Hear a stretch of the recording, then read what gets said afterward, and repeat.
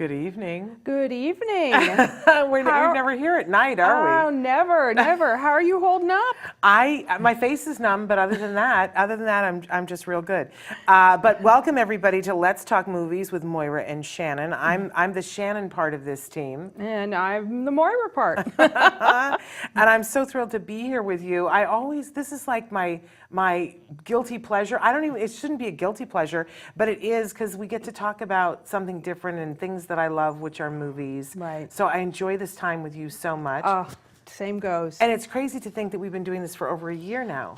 It's insane. Right? When we had the Oscar thing, I realized that was the start of it all, and here we are into the beginning of our second year. It's absolutely amazing. And I'm so glad that when I asked you about doing this as part of the Podcastathon, and we kind of batted around some themes, but I really am excited to get into this with you. I feel a little at sea because I'm not sure what I'm going to say about some of these things. But what we're going to do, you guys, is we're going to talk about autism, the history of autism in films. Yeah.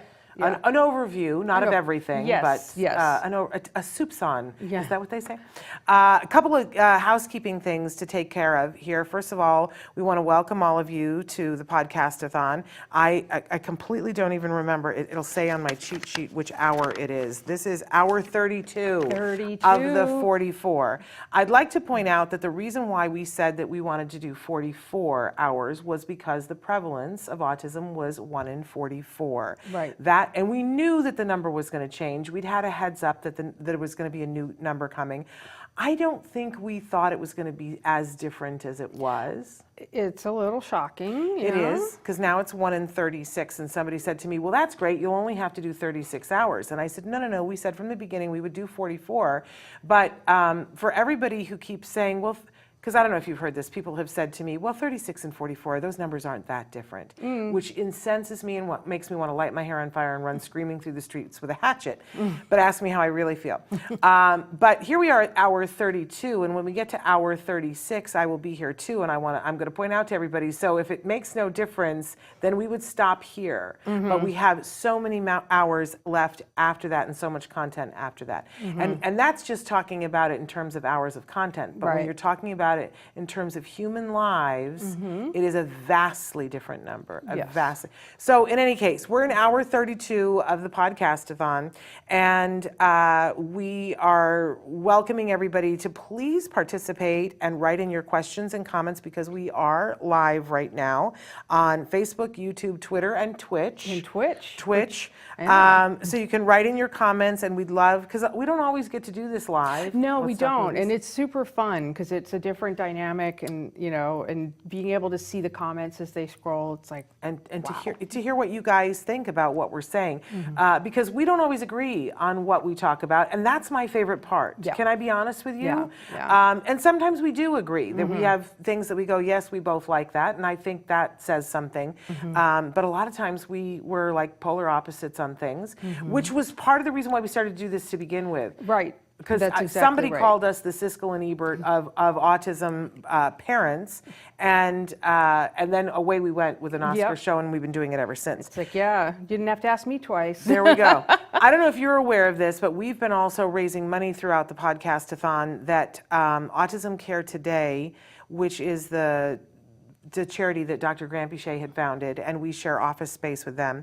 They give grants to families for things that they ask for. And one of the things that people ask for a lot are iPads, because iPads, you can have educational material on it, but it also can be used as an AAC device. And sometimes it is the key to functional communication for other people. So we decided that we wanted to do a little fundraiser for iPads.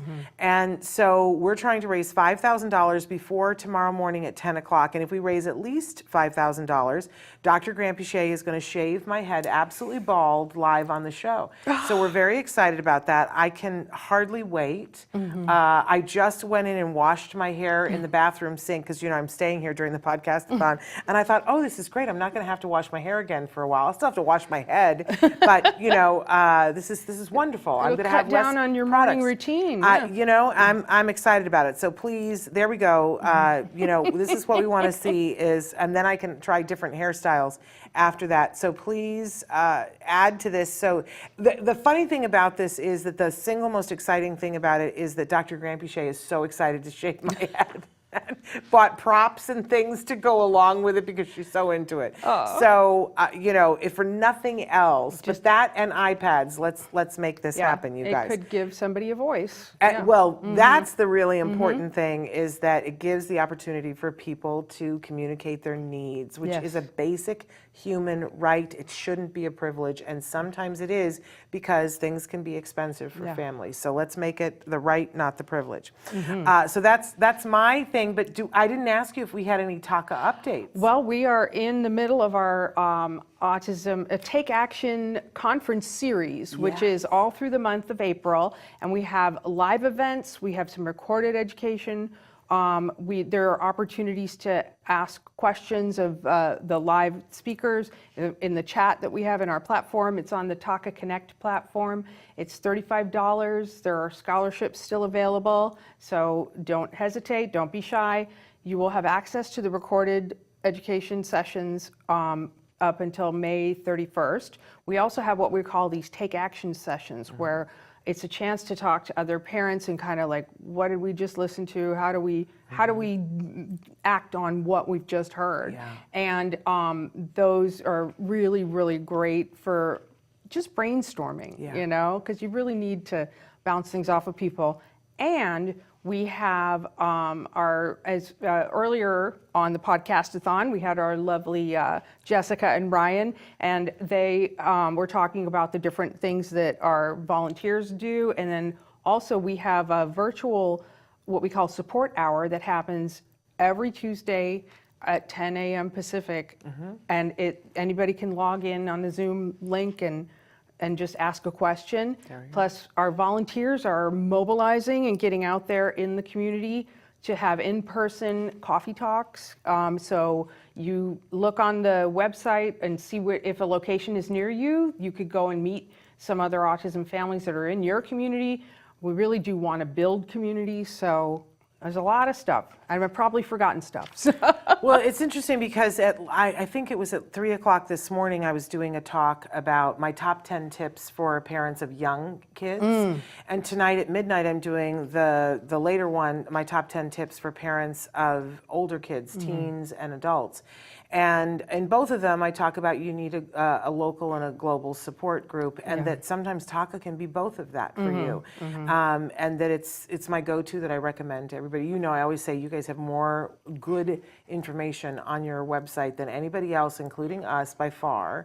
I'm never going to catch up to what you guys have. But we need to figure out your Tuesday at 10 a.m., because we're in competition then, because that's when we do Ask Dr. Doreen. Oh, no. So we need to figure something out with that, because then people are like, which one do I go to? Which one do I go to? Oh, no. So that's not that. I didn't realize that. No, I didn't either. I wouldn't have said. No. I mean, it's okay to talk about it, but we should, in the future, we should figure out so that we're not doing everything at the same time. At the same time, yeah. Because I hate that when I want to do two things at the same. Of course, here's the thing: the Ask Dr. Doreen, we always podcast it so that if you, I don't know, you can listen to it. Yes, you can afterwards. listen to it later. Yeah, and we do not do that for the live support because we don't want to share the parents' stories. You know, we want them to know it's a safe space. So it's a different kind of thing, and it's parent to parent. If you want to pick Doreen's brain, that's Yeah, that's but a great brain. You could ask a question on our platform, then we'd answer it, and then you could watch the answer later on. And so, there you go. So you can do both, but in the future we should put our heads together and make sure that we're not doing things at the same time. Just a thing, but when will we ever plan that? I don't know. In our spare time. In our spare time, yes.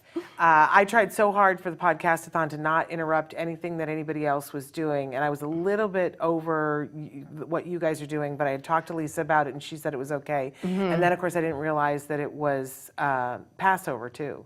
And, yes. And so we've entered into Passover and tonight, and so we want to say Happy Passover to anybody who participates in that. But if you do, you probably aren't watching because Because you're with your family. Yes, Yeah. and you're observing Passover. But this will be recorded and podcasted, so you'll have an opportunity to watch it later on. We hope you will, and know that we wished you happy Passover. So, should we get right into what are you watching? Yes. Except it's just a little bit different than that this time. It's what have you watched in the past? Because we're going to be talking about how autism has been portrayed in films. And I think I went chronological here. Well, I numbered my pages so I can move things around if I need to. Let me see. Do it on the fly. Oh, there we go. Oh, no, I'm ahead of myself here. Okay, there you go. Okay. So I wanted to throw this one in, and it's a little controversial because I think there will be people who will say this is not autism being portrayed. But I have questions about whether it is. This is one of my favorite films. It's, we named our son after the boy in it, Jem. Directed by Robert Mulligan, starring Gregory Peck, and obviously I put the picture of Robert Duvall there because he is the character in question. Do you want to talk about it a little first, and then we'll get into it? I'll give a recap. If you don't know this film, it's a classic and you must see it. It's based on the book by Harper Lee. And Lee based a lot of the people in it on her real life. I believe Atticus Finch is kind of her father, and Scout is her, and Dill is her lifelong friend, who happens to be Truman Capote. So kind of interesting. So Scout and Jem are the children of Atticus, the town lawyer, and the moral center of the story. We see the story through the eyes of Scout as she navigates growing up during the Great Depression in a small town in Alabama. And Atticus, I feel he's perfectly cast with Gregory Peck playing him as a widower, and he's trying to teach his children right from wrong. And the title of the book comes from when Atticus tells his children it's a sin to kill a mockingbird, implying that the birds are innocent and harmless. So Tom Robinson, played by Brock Peters, is wrongfully accused of raping a white woman, and it is Atticus who agrees to defend him in spite of the overwhelming threats from the townspeople. In one of the many memorable scenes, I'm getting chills just even remembering it. One of the many memorable scenes, Atticus sits vigil in front of the jail, and a lynch mob comes to get Tom. And Scout shows up and innocently diffuses the situation by just saying hello to some of the members of town. And I really love that because it just brings like, hey, your children are watching your behavior, So the trial progresses, and then there's an additional mystery that Scout, Dill, and Jem are involved in with Boo Radley, and he's played by a very young Robert Duvall. In fact, I think it was his film debut. I think so too. And Boo is a recluse, and the children are speculating about him, and Atticus admonishes them to treat Boo more kindly. And I don't want to spoil the movie for anybody, so I don't want to say too much. This film always makes me cry, always. When I first saw it, I didn't notice Robert Duvall's name in the opening credits, because I was just, and I knew who he was because I had been charmed by him in a lot of other roles, but one in particular, he's in a Twilight Zone episode called Miniature, and it's an hour-long episode that they don't often show unless it's like a marathon. And it's free on Amazon, so I'm going to rewatch that. Wow. Anyway, when it's revealed who Boo is, it's a very emotional moment, and I gasp every time. And I was hesitant when you suggested, Boo's probably on the spectrum, because I'm like, ooh, it makes a lot of people clench their butts. Yeah, clench it. Yeah, like I'm not a professional, but I see what you're saying, and I don't know, but I think the point is he's definitely othered. He's definitely on the outside, and I think that happens a lot. Obviously, we know this. This happens a lot to people on the spectrum, and people. Yeah, well, a lot of people. I mean, we all relate to moments where we're othered, but he's painfully shy, and a lot of people project things onto him of he's this weirdo or whatever. But what are your arguments for this? Well, you know, because part of the reason why I wanted to talk about this is because I think that our global consciousness, we talk about April being awareness and acceptance and action month, right? But I feel like if we look at what has really moved the dial about acceptance and awareness, that it's how autism is portrayed in films and in television. And I really kind of want to talk about the arc of, you know, how did we get where we are today?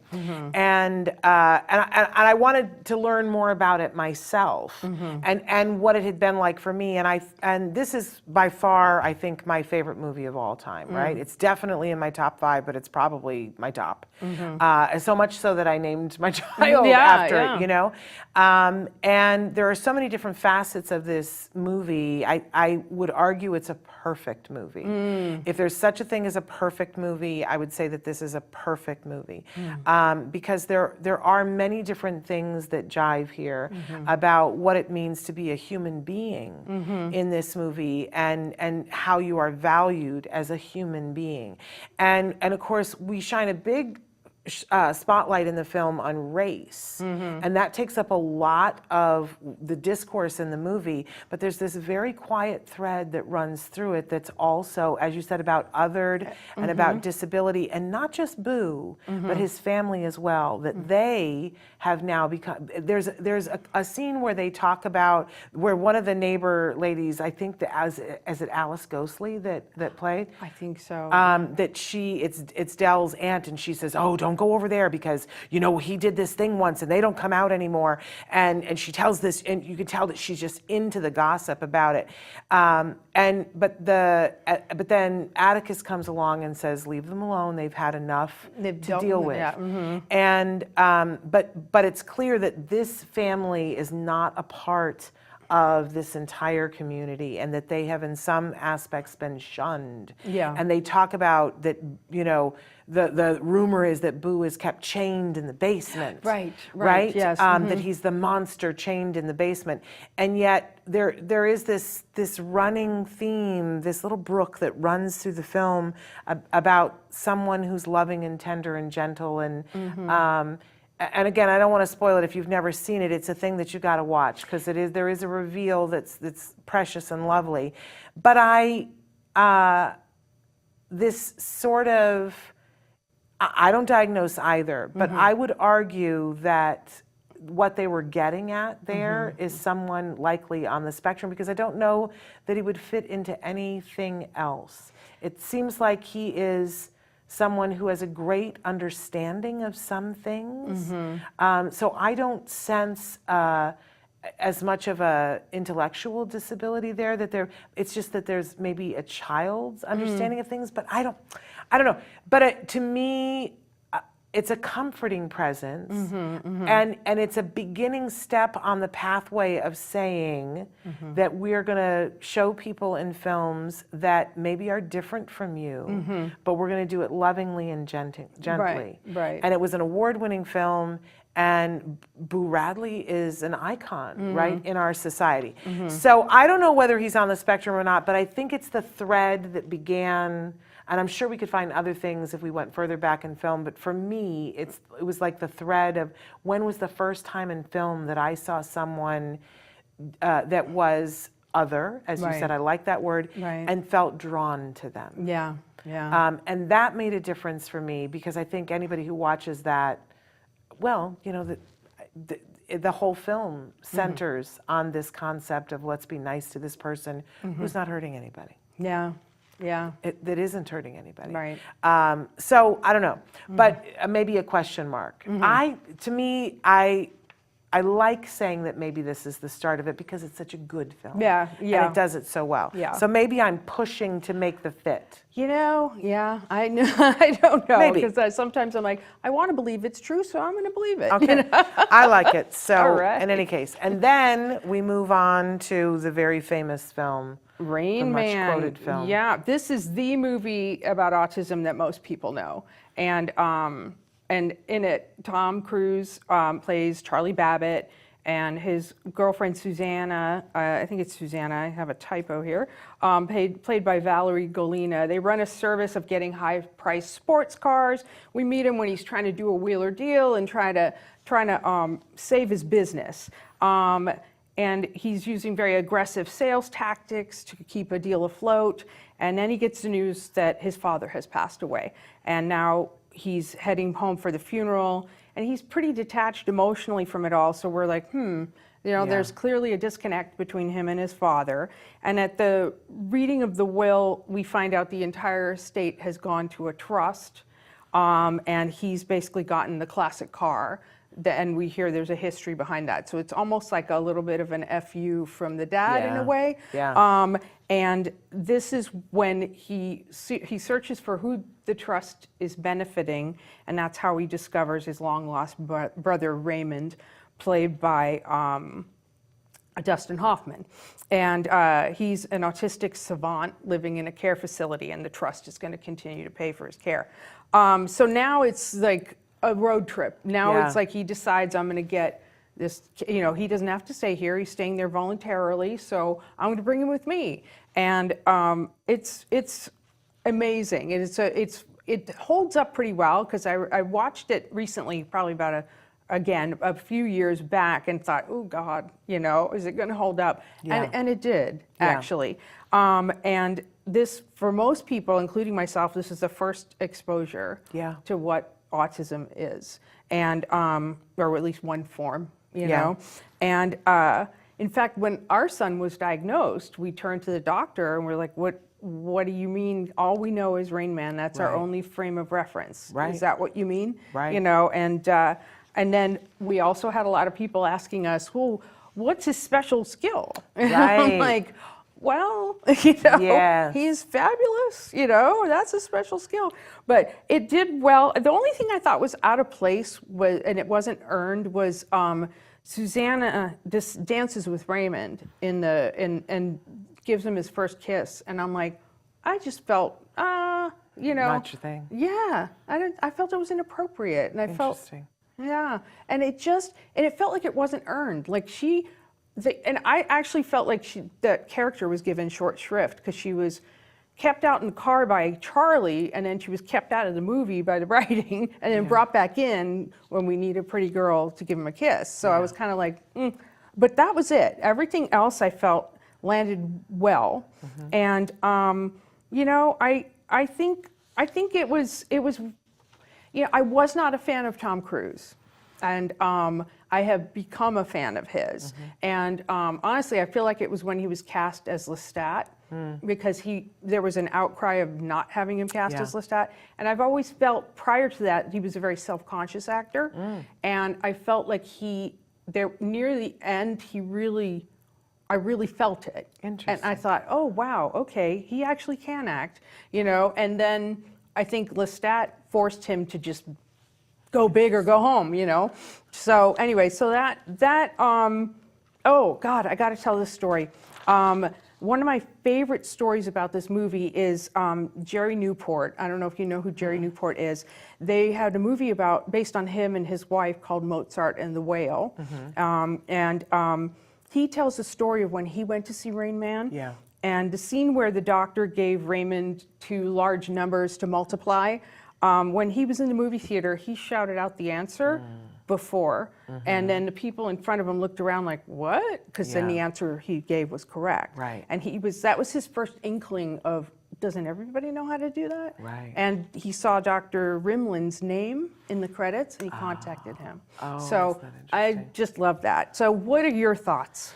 It's interesting because obviously I saw this movie well before I had a child on the spectrum. So it's interesting because, you see something and you form one opinion of it, and then life takes you in a different place and you have different things. So I thought this was a very interesting movie when it was out. I wasn't a big fan of Tom Cruise, but I am a big fan of Dustin Hoffman, and I just thought his portrayal was amazing, and I loved it. And it wasn't my first exposure to autism. My first exposure to autism was there was a little boy who lived in the house sort of behind and one house over, and I had known him when he was little. And then when I was a teenager, he showed back up frequently on my mother's porch, on my mother's porch swing. It's something that I talk about extensively in my one-woman show because it's very interesting to me that this boy, even then, I didn't understand, but there was something about him that I think my DNA went, yeah. And I didn't understand that at the time. I was maybe 16 years old, and I was fascinated by him, and kept wanting, to say, but how do you break through? That was always my question. But how do you break through? Like, he's in his world of his own, because he had the very classic spinning plates kind of autism that we would have talked about in the late 70s, right? And there was no language whatsoever. And I watched his poor mother, and he was an eloper. He would often elope to my mother's porch swing, and that's where we would find him. So that was my first exposure to autism. And then to see someone with autism speaking in Rain Man was eye-opening to me. I was like, oh, I didn't think that was possible. And of course, the savant aspect of it, I wasn't aware of. Then I tried watching the film again after my son was diagnosed, and I couldn't handle it. I couldn't handle it all. I ran screaming away from it. And so I didn't rewatch the whole thing, but I watched scenes from it because I wanted to see now with the perspective that we have about authentic representation. And it's interesting, though, because, you look at what Dustin Hoffman is doing, and he's playing one person on the spectrum. Well, this is it. This is always my thing. They say when you meet one person with autism, you've met one person with autism. Yes. It's very unique, as are we all, And I certainly have met people on the spectrum who are similar to the type of autism that he's portraying. I think that he did it respectfully. I don't think it would be allowed now. I don't think it would. I think it would be shut down if somebody tried to do that now. But I'm and I also feel that because notice that the first film that we talked about was 1962. Now we've jumped to 1988, and there were so many years where this was the autism film, right? And it was the thing that defined for an entire generation what autism was. Like people saying to you, "So what is your son's special skill?" Right. And that we all had to combat that. So I have some baggage with this film, which isn't really about the film itself. No. But I looking at it, and I think that Dustin Hoffman did a great job. I think he did a respectful job of playing one person on the spectrum. Right. So let's continue on. Let's time jump a little bit to 2011. Oh, right. Yes. Extremely loud and incredibly close. You have there Stephen Daldry, the director, Tom Hanks, Sandra Bullock, and Thomas Horn, and Max von Sydow. Yeah. And Thomas Horn plays Oscar Schell, a 11-year-old boy on the spectrum whose father dies in 9/11. Tom Hanks plays the father, and of course Sandra Bullock, who's playing his mother. And during a series of flashbacks, we get to see that Oscar was very close to his father, and his father delighted in setting up these games or clues, almost like scavenger hunt type things, to keep him entertained and also gently push him towards interacting with other people. It was a lovely kind of relationship that was depicted. In the aftermath, of course, of his father's death, Oscar is unmoored. He isn't able to connect with his mother, who, of course, is grieving herself. And eventually he finds a key hidden in a vase, and the key's in a little envelope, and there's a word on the outside, Black. And because it's capitalized, he assumes it's a person's name, last name. So he searches for all the people in Manhattan named Black, because he just assumes that this is something his father had left for him to find. So he then goes on this journey and systematically tries to go to each person and visit them and show them the key and see if he can find the lock that it opens. One of the families consists of Viola Davis and Jeffrey Wright. fabulous actors, a couple going through a challenging moment that Oscar's a bit oblivious to, you know. So it's an interesting journey thing, and there's his grandmother's living next door. It's hinted that his grandmother is a Holocaust survivor, as well as the renter, this mysterious man that Max von Sydow plays, who is doesn't speak, either can't speak or won't speak, right. And has the word no written on one hand, the word yes written on the other, and has a little pen and paper. And he ends up joining Oscar on his journey. So the cast was amazing. I didn't read the book that it was based on, but I kind of wonder if the book was able to accomplish what the movie didn't, because the backdrop of the Holocaust and the suggestion, backdrop of 9/11 and the suggestion of the Holocaust are really like huge topics. And then it was already a movie about grief, and then this kid's running around with this silent companion, and it had this whimsical element, and it felt a little like, you know, so I had seen it when it came out, completely forgot about it, but for this show watched it again, and I'm like, I don't think it. I think I can't really put my finger on it, but I feel like it was too big of a topic in a way. But the reason why we're talking about it is because of the kid, it's discussed that they actually say the word autism, Yes, don't they do, yes. But it's a very different type of autism than what we've seen in Rain Man, and I think that's why I included it on the list, because for the first time in my memory, we were seeing a character that was a kid on the spectrum, but he wasn't Rain Man. And I felt, and at that point, my son was already diagnosed, and it was all these ripples. I think everybody was like, oh, you know, you got a character that's a kid on the spectrum. And I feel like my memory of the autism community was that we all were like, hey, we're being represented here. And that this is, you know, hey, there are people, because in life there are kids that are on the spectrum, and some of them lost their dads in 9/11. And so there was this, I don't know, this feeling of, hey,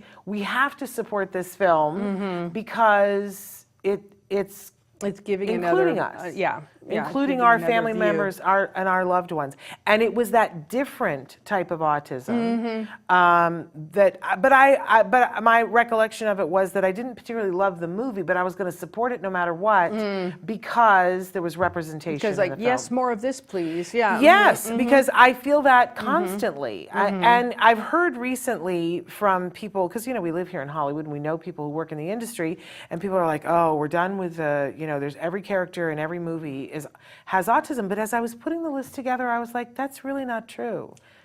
It's really not true. I don't think we're overexposed by any stretch of the imagination yet. I want to acknowledge that Eric wrote in and said, I saw the movie Keep the Change. It was about a couple that has autism in the movie and in real life, and the actors and actresses that portrayed it. And I loved the movie. It was back in 2017, and I think that was the plot of it. And I want to say that here's trivia for you, because before it was a feature film, it was a short film with the same actors and the same director, and we had the director on Autism Live when it was a short film and they were trying to get the funding to make the feature-length film. And so I saw the short film, but I've never seen the feature film. But it is the same actors. And yes, you're right, Eric. They are authentically representing themselves. And it's, you know, a man and a woman who, oddly enough, have two different types of autism. And they feel differently about their autism. About one wants to acknowledge it, and the other one is like, no, I'd like to pass as not being on the spectrum. And what is learned through that is, you know, the short film was absolutely beautiful. So shall we continue on, though, with our next film? Let's do it. The Story of Luke. The Story of Luke. I was not familiar with this. I think you had suggested it, and I'd never heard of it. So this, as the title says, is the story of Luke, and Luke is played by Lou Taylor Pucci, and he was abandoned by his mother and raised by his grandparents, and now his grandmother has passed away, and his grandfather will need to be put into assisted living. So now the question is, what's next for Luke? So he needs to move in with his uncle, and his uncle is played by Carrie Elways. And Elways' character has always known that Luke could become his responsibility, because Yeah. he's always known that that might be in the cards for him. And he grudgingly, but kindly, welcomes Luke into the family, and it's a very dysfunctional family. And then we watch Luke as he tries to achieve his goals, getting a job, finding a girlfriend, all the things that you want to do to be an independent adult. And he ends up working in a mailroom as an intern, and is assigned to Zach, played by Seth Green. Yeah. And Zach is so horrible, it borders on cartoonish. The R word is used often, and Zach just seems to be angry at the world. And he's not the only one. Many of the other office staff treat Luke with contempt. And I know the filmmaker was trying to show how hard it can be for a person who's different, but some subtlety might have been welcome, because it was almost like it was just hammering on you. Yeah. And I'm like, wow, and because I feel like there's also a sort of kind way to be rude to somebody, Yes. you don't need to do Yes. that or whatever. And that would have been interesting. And then we find out that Seth Green's character of Zach, is trying to create an AI software so he can figure out how to interact with women. And it would appear that Zach himself is also on the spectrum. And perhaps his initial treatment was like his own internalized self-loathing.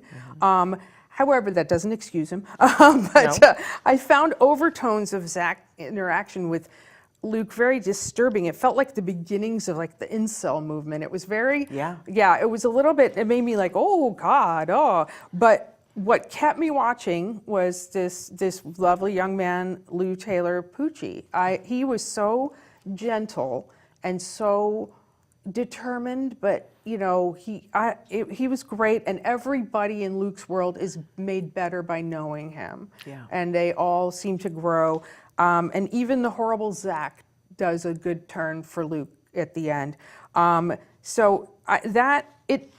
Weirdly, it felt like a student film to me, and I was like, wow, but I got through it because of the charming Lou Taylor Pucci, and now I want to find out what else he's been in, because I'm not aware of him. Oh, we love Lou Taylor Pucci. Mm-hmm. And so this is another film that in 2012, we had the director and Lou Taylor Pucci on the show. Fabulous. Yes, and we thoroughly loved being with Lou Taylor Pucci and talking about it.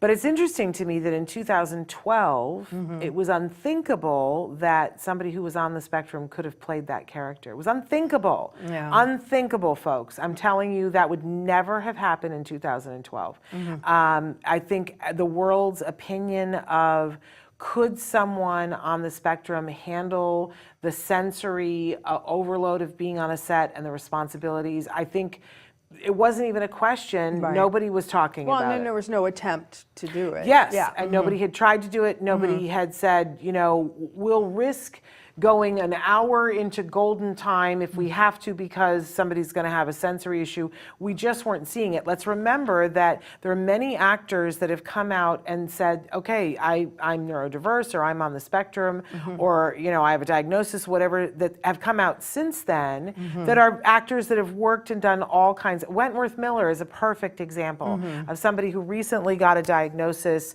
but had been a working actor, and we can look back and go, he was managing it just fine. But at that time, nobody was coming forward and saying that. I mean, Sir Anthony Hopkins has come forward and says that he's had a diagnosis of autism. Oh, I don't know if you knew that. No. Yes, he says that he has a diagnosis, but more on the Asperger ends of things, of course.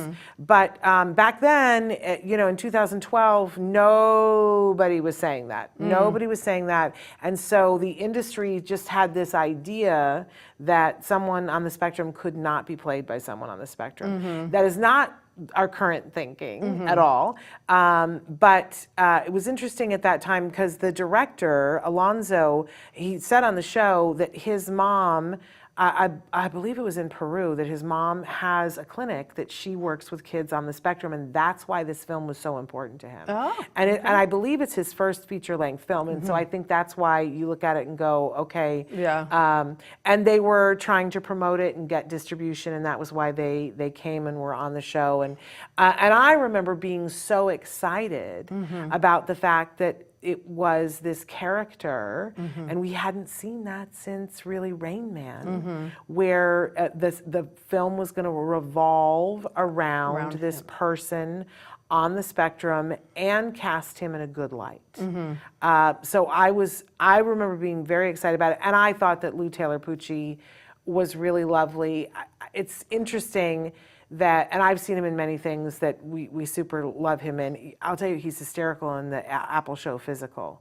I haven't been able to watch season 2 yet. Yeah, I stalled out. I need to get back to that. Yeah, You know, I forgot about that show. Yes, my husband couldn't make it past episode 3, but I loved season 1, and I want to watch season 2 of that with Rose Byrne. But he is in that and plays the boyfriend to the girl that she starts the company with. He's the videographer who and I liked him too. Yeah, surfs. I like he's really you, wonderful. Mr. Pucci. And Traven can tell you 15 other credits that he has. Yeah. He has a huge following, a cult film kind of following for Lou Taylor Pucci. Oh, great. So a lot of people really love him. But I watched scenes from it again this week, and I was like, oh, it's really hard for me now. It's hard for me in light of the fact that we now know that someone on the spectrum could play this role. Could have played that. Easily. Yeah. Easily could have played this role. It's hard for me to go back. Yeah. It is a very interesting thing. But Yeah. I think that he did a respectful, really good job. And in 2011, I thought it was brilliant. Right. And now I just crave someone on the spectrum in that role. Yep. But let's move on to this was in my memory, and then when I looked it back up to see who played the role, it shocked me outside myself. Yes. Well, we've got Robert Downey Jr. Playing Hank Palmer, big city defense attorney, and he's very cynical and, really rich and bragging about his hot wife and, kind of a jerk. And then he's notified his mother dies, so he returns to his hometown. Prior to him leaving, we find out that his hot wife has been having an affair and wants a divorce, and his life is kind of a little bit in a shambles. So Robert Duvall is playing his father, and they have a very strained relationship. Yes. And we meet the older brother, Glenn, played by Vincent D'Onofrio, who I adore, and the younger brother, Dale, played by Jeremy Strong of Succession, which actually I have not seen, but I've heard a lot about him. And Dale, of course, is the character that we would say has autism. I don't know if it's ever said. There's one thing that is said, and I don't remember whether it's that they use the A word or whether they say spectrum. But the whole movie, I remember watching it and going, he's on the spectrum, he's on the spectrum. And I was excited about it. I was like, there's a character in this film, he's on the spectrum. And my husband was like, no. And then there was something, I think it's Robert Duvall says something, he's like, about the mother, your mother, because we were, something, I think it's on the spectrum. Yeah, it goes by pretty quickly, but there is, the R word is used again by the sort of mean townspeople, and so it was like, ugh. But Hank is the one that takes him down a peg by verbally being glib with a rapid fire kind of big city takedown. But it was weird because it was portrayed as heroic, and I'm like, you're just name calling too. And I don't know. So it was odd. It was an odd film, I felt. I felt like it wanted to be a lot of different things. Yes. And we find out that Hank's got to defend his father against murder charges, and it's like, okay, so the son's defending the father who was a former judge and all this stuff. And then it's odd, and we watched through that, their relationship changes. But the character of Dale, I feel like he was more like a plot device, because he was the one that was kind of the memory of the family and had all the home movies, and so that was kind of Yeah, and so it was unsatisfying in that way because I'm like, oh, okay, I know this character has autism, but he's like tertiary. He's not, And I thought, I don't like that. So it was too much. There were too many things going on, too many ideas, I think, in this film. Well, I think everybody sort of admits, cops to the fact that it's not a successful film. Right. But I think the reason why I thought it was important to include on this list was that here we are with pretty big name actors in a movie, and there's a character that's on the spectrum, and it's not a central plot point of the film. It's now just the thing. Yeah. It's there and it's referred to, but it's not necessarily the be all end all. It's not what the whole movie is about. Right, right. But I think that the film struggled with, I agree with you, like too many things that it tried to do all at the same time. Because it's a mystery and, And it's a heartwarming family. Yeah. Yeah. It was a bit but odd. difficult. Yeah. I want to acknowledge that Eric has said that the R word would be offensive nowadays towards someone that has autism or any other special needs, and that they said, I hate that word, and I think we both are in agreement about that. And it is shocking to me now when I watch something where it just flows freely. I'm just like, oh, how could that ever have been? I have a visceral reaction, like I've been slapped. Yeah. To use it towards anyone Right. at all. And I really am amazed at how far we've come. I love the whole, the campaign to end the R word. I think that was actually a very brilliant thing. Yeah. And when I hear or see someone who is still using it, I want to say, what rock have you been living Yeah, under? I know. What's wrong with you? That you have not That you picked think up that this on, is okay. that society has spoken and weighed in on this and said no. Now we could argue about why and whatever, but society voted, and the R word is not out of here. I mean, I want to say that the R word meant something besides that, but society spoke and said no, we can't have it. Yeah. Can't have it. It's got to go. So we have no room for that whatsoever. Right. Okay. Moving on. Then we jump into some documentaries, and I feel like there's this interesting arc about how we got had Rain Man, and then we get a little bit more, and then I feel like there was a rash of documentaries where things started to change the way Hollywood was looking at things. And I credit these documentaries, but we're starting with Life Animated, which was a 2016. Yes, and this is a documentary about the Susskind family. Ron Susskind is a journalist, and it's a further exploration of this book, this documentary, because it has a book of the same name called Life Animated. And it chronicles he and his wife Cornelia's journey to find a way to communicate with their son Owen, as well as prepare him for an independent future. And I love that they were able to take Owen's love of Disney and use it to create language. Basically, Owen has all the Disney films memorized. He uses this emotional dialogue to help communicate with his family. What I also love is the entire family jumps on board to all right, we're going to do this, and because they found this new way to communicate. And then there's a scene where they describe being met with skepticism and even discouragement from one of the professionals who labels Owen's use of Disney dialogue as echolalia. It's like, yes, it's echolalia. However, as somebody who watched my own son memorizing dialogue and using it purposefully, I have to say, don't knock it. We realized that our boy was doing this, and it was just amazing because he lost one of his animals, and he used to carry around these zoo animals, and he lost one, couldn't find it, and he was in a panic, and he kept saying, "Polar bear, where are you? Polar bear," and I didn't understand what he was doing, and he kept repeating it, and then all of a sudden I followed him into his room, and he kind of like, "Polar bear, where are you? There you are." And then I realized that's what I would say when I would help him find something. And when I found him, there you are. And he was he couldn't get to it. It was under his bed. And I got it for him. And I thought, well, if that's not purposeful communication, I don't know what is. So I got mad at this, it's echolalia.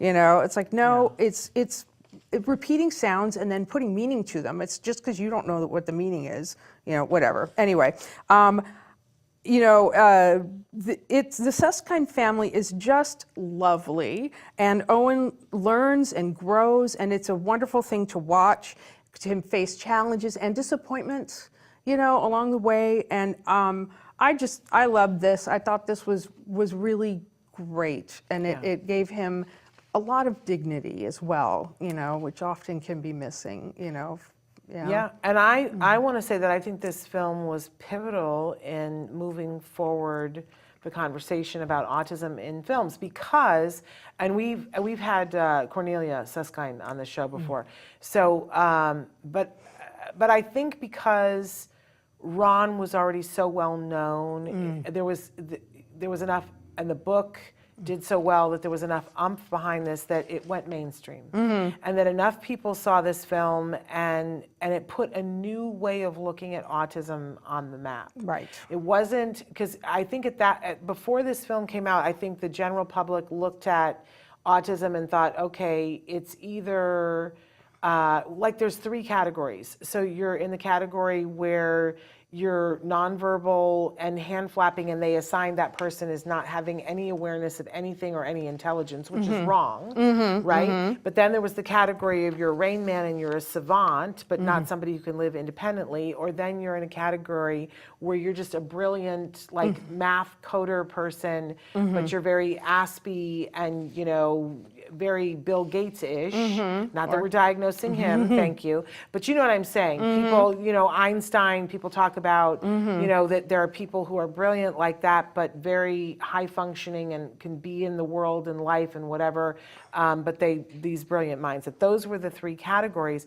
And I loved that the Susskind family said, we're going to allow you to come in and see, and people could, first of all, see that, how this child had been, the part where Ron describes, I love to look at these home movies because this, to remember that he was this way and then he changed. Yes. Whew, yeah, that's actually one of the things I always tell newly diagnosed parents, because we put down the video camera. Yes. And then we picked it up again as things, were starting to get better. When starting to get better. But I'm like, I wish I had all of that, because even that stuff that we thought, it was like there's always growth and, Yeah, I loved, Dr. Grant Pichet always says, videotape, videotape, videotape. Even if it's a heartbreak now, it might be, something that makes you feel better later on. Right. But I think seeing, this young man go from somebody that they were like, oh, he's only just saying these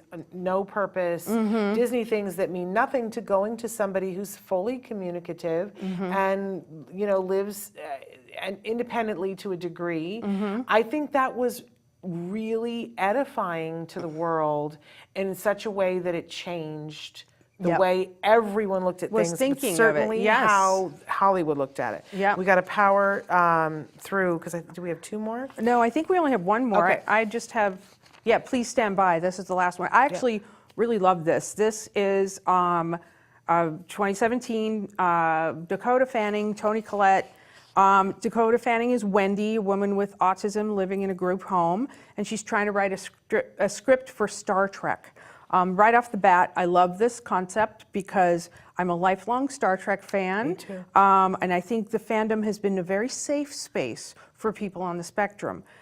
We've got Mr. Spock, we've got Data. They're heroes, and I think they made a lot of people feel seen. Yeah. When there was no real representation,